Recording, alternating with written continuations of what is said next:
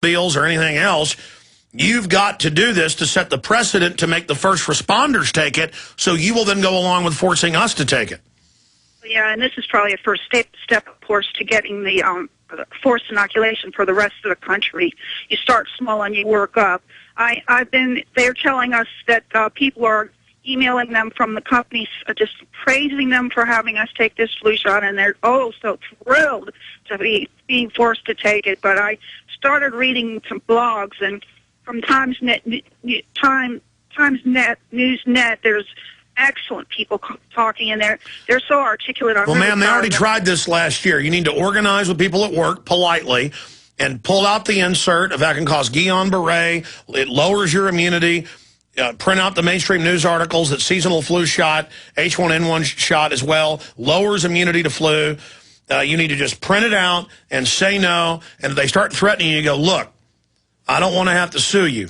But they are certainly trying to force this on the population. So what can I do for you today? Well, I've got a lawsuit you might want to make reference to. It's Virginia Mason Hospital versus the Washington State Nurses Association, where the Nurses Association was able to litigate this and overcome and say you couldn't force these nurses to take the shot. Yeah, same thing in Massachusetts, same thing in New York. They tried to make you take them under not even state laws. The state just ordered it, kind of like, we don't have a law, but minimum wage federal goons are going to stick their hands down your pants. I mean, it's called tyranny. They're just doing it. But I'd seen that suit before. Give me the name of it again. Not just for myself, but for everybody else listening, so they have that case law to show the hospitals being bribed and buffaloed into this. Give us the name of the case again. Okay, one more thing after this, please. Virginia Mason Hospital versus Washington State Nurses Association. Okay, Virginia Mason, ma'am, ma'am, hold on, let me just write it down here. Virginia Mason Hospital versus who? Washington State Nurses Association. Nurse Association, yeah. Our nurses associations are supposed to be there to support us in these kind of things. I know. Okay, real fast, what's your other point? I got to get to everybody else. All right. I wanted to thank you and your experts. I started listening to you at the last presidential election. I put my money into the fixed account. I wrote out that downturn we had. I didn't lose a thing. And then when I turned 59 and a half, I took the money out and I put it into property. And I live in I'm blessed with a house on 10 1/3 acres. And all I do is I listen to trees and I'm at peace out here. Well, God bless you. Do that in D.C. Well, I wish I was you. I wish I could sit out there and sit out in the trees. It sounds great. Thank you so much. Let's start jamming in some more here. James in Maryland, you're on the air. Hey, how you doing, Alex? Good, buddy. Good. I just want to tell you, the media out here are talking to, like, radiologists on the news, and they're saying the scan at the airports is like getting hundreds of them scans at the airport are like getting one chest x-ray. Yeah, total. That's what they're telling people here in Michigan. Yeah, total lies. They're also on the news saying everyone loves it. No one's upset. CNN and others have been reporting all day that everything's going smoothly. That's because they already pat down and search most people. The point is record numbers of people aren't flying. And so they always want to teach us that we don't have power, James, but we do have power. This has been the biggest story in the country for 2 weeks, one of the biggest for a month. The alternative media put it on the front burner, and there's a revolt. Anything else, James? Yes. Stay there. Got to come back to you after the break. Then Lori, Dan, Noah, and others.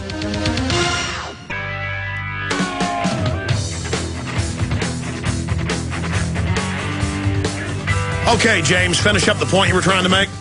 Well, I was just going to bring up another thing going on here in Michigan. Remember I brought up about a CEO banker that died, and his wife is on the news yesterday talking about how that she knows they're covering it up. Her name's Ann Widlack. Speaks. That's the headline, and it's on clickondetroit.com. And she knows it's covered up, and she's saying that her husband told her that something might happen to him, and it's like nobody's doing nothing here.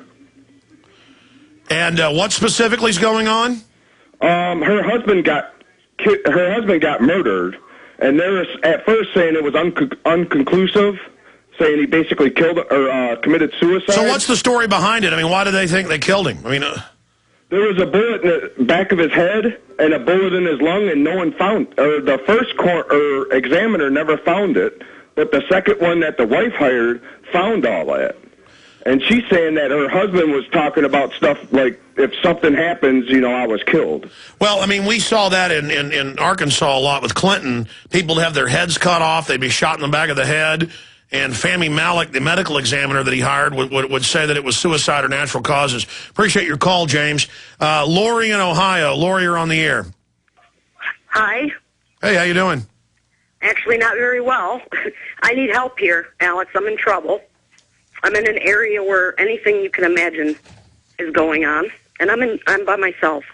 I have no backup, and I'm in deep. I'm actually not in Ohio, and I would prefer. Okay, fine, ma'am. Go ahead. You're on air.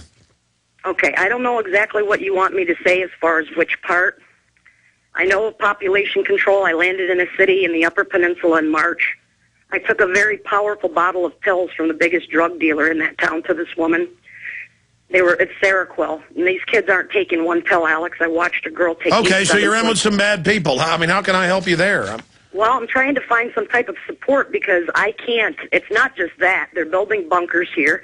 I live in the woods. I'm hiding because of I have a lot of information. Okay, well, the thing you need to do, ma'am, is you need to send us a letter then with specifics. I appreciate your call. I mean, I get these calls where it's bottles of pills, bunkers in the woods, and we've got limited time here, and I can barely get the light bulbs changed around here, much less, the hundreds of phone calls a day, people having their children taken by the government where they can quantify what's happened, or illegal aliens robbing them or whatever, and the government won't help them. But send us the information, Lori. Dan in Rhode Island, you're on the air. Hey, Alex, how you doing? This is Dan Bedandi from We Are Change, Rhode Island, and Truth Radio. We were just hosting a rally at TF Green Airport in Providence, Rhode Island, and my cameraman got physically assaulted. We got it all on film and everything else. We got physically assaulted. They told us to put the signs down, the cameras down. They kept threatening us. And when the mainstream media came over, they quickly dropped, what they were doing, and they walked away from us. And when the mainstream media, after they did an interview with us, right away they physically pushed us off the airport property. Like physically. They pushed us in the back off the airport property. Okay, naked bodies gonna. So there's protests going on all over the country. We know that. And who was shoving on you? Who was physically going after you? Not the airport police themselves, but the directors, the head people of the airport police. The state police were fine. They didn't bother. The airport police was standing around us like we're a bunch of terrorists. And the two directors, the suit guys, they physically pushed us off the airport property. They're putting their hands on our cameras, telling us we can't film. And we have a case law right here that says freedom of expression on private property. I get the case law. It's on freedomforum.org, and it's free expression on private property. It's a case law that gives us the right to protest on any property that serves the public. And well, absolutely. There is case law because it's quasi-public, because taxpayer money was used to build it. They just say that it's private, and they do this at community centers, you name it. Well, get that video up as soon as you can to YouTube because, this is the hottest news story right now. It's a real issue. People are concerned. And so if people wait a week or two to put the video up, it won't have as big an effect. That video, everybody out there, I know there's protests nationwide, of the TSA thuggery, of their attempt to violate your First Amendment, you need to get that up on the web right now, my friend. It'll be up by tomorrow morning, and we did manage to reach out to some people when we did make a difference, and people opted out of the scanner. We passed out flyers, we had huge signs, and they were telling us we can't have it. They also, you got to get this out, right? They told us we have to fill out a paperwork, right? They want no more than 15 protesters. They want every bit of our information, date of birth, address, and everything, and we're limited to what we could say. Limited, we can't. No. They turn it right into a privilege. It's like New York saying you got to have a permit to own a gun 50 years ago, and now they just don't issue the permits. It's all made up. It's all a bunch of baloney. Get the video up now. Great job. We'll be right back with our guest. Stay with us. Waging war on corruption. All right, you are go. It's Alex Jones, coming to you live from the front lines of the InfoWar. Well, I tell you, I've always been a supporter and a fan of Representative who's on with us right now, but I had no idea that there in Knoxville, Tennessee, he is a listener to the show, Representative John Duncan. And, of course, he's made headlines across the country in the last few weeks criticizing the TSA and their activities. Here's the headline: Duncan blasts TSA pat-downs, body scans in floor speech. And then I was just talking to him during the break, and he heard Ron Paul and Judge Andrew Napolitano on the show yesterday, so he'll be with us for about 25 minutes, but hopefully the first of many visits. So we'll give a shout-out to WBCR 1470 that we've been on for about a decade there in the Knoxville area. And I would also add, on the New American Magazine True Patriot Index, he has the second highest in the country. He has a 99 score. Ron Paul has a 100. So we're very, very excited to have Representative Congressman John Duncan on with us. Congressman, great to have you. Well, Alex, thank you very much. It's a real honor to be on with you, and I always have appreciated the work you've done in trying to fight against the New World Order and big government. Big government helps only the elitists and the very, very wealthy, and you fight for the people that I hate to say the little guy, but you know what I mean, and I appreciate the work that you do. Well, we appreciate you. How long have you been tuning in to the show on WBCR? Oh, for many years. I know Harry Grothjohn real well. I've been on with him many times, and I've been on with he has the Power Hour. I've been on with Joyce Riley a couple of times, and I've listened to your show. I try never to miss a vote, but as soon as we have the last vote of the week, I catch the first plane home, and I actually end up spending just a little bit more time here in my district in Tennessee than I do in Washington, and so I do listen to several of the other stations. I don't want to make any of my other friends mad on the other stations, but I listen to WBCR regularly, and I really have enjoyed your program for many years, probably ever since you've been on here. Well, God bless you, sir. Small world. This TSA situation is really becoming a focal point, not just against the abuse and humiliation, but overall a focal point for people's anger. Give us your view on that statement and the fact that every day we learn more. Now they stick the hands in the pants. Now they're removing people's urology bags, colostomy bags, women's artificial breasts from mastectomies. I mean, this is a federal power grab on so many fronts, Congressman. Tell us why you have powerfully spoken out against it. I mean, I know that you're on some of the most important committees. You were previously the House Aviation Subcommittee and top Republican on the House Subcommittee. You'll probably be getting back in as the chairman. Give us, I mean, you're a leading expert in this area. Give us your view on it.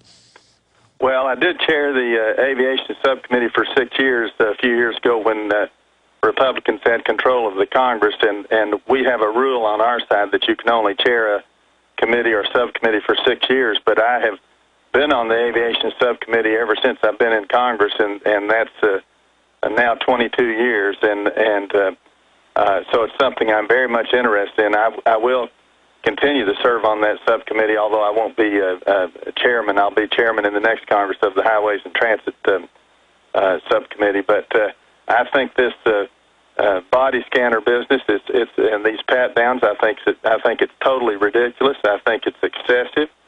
And I've tried to tell people that if we spend 100% of the federal budget on security, we could not make the country totally, completely, 100% safe. So we need to have a little balance and common sense, and I think we need to come to our senses on this. I think it's far more about money than it is about security, although I do realize that even though there's a nationwide revolt against this and people are really upset about it, as they should be, I do realize that there probably are half the people who will go along with anything as long as it has the word security attached to it. But I think the TSA has gone too far, and I will be. I've spoken out on the floor about this, and of course, another thing I've been concerned about: almost all these federal contracts are sweetheart insider type deals.